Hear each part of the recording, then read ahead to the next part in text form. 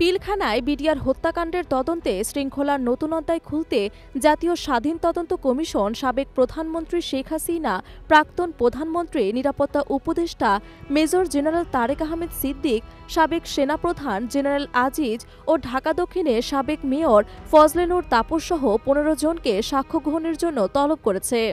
শনিবার কমিশন কর্তৃক প্রেরিত সংবাদ বিজ্ঞপ্তিতে আগামী ৭ দিনের মধ্যে উক্ত ব্যক্তিদের কমিশনের কার্যালয়ে উপস্থিত হয়ে বা অনলাইন সাক্ষ্য দেওয়ার আহ্বান জানানো হয়েছে।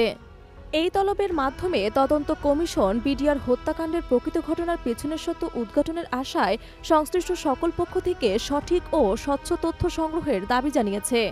তদন্ত কমিশনের এই পদক্ষেপে পুলিশের তদন্ত, সাক্ষ্য গ্রহণ ও প্রমাণ সংগ্রহের প্রক্রিয়া আরও জোরদার হবে বলে আশা করা হচ্ছে।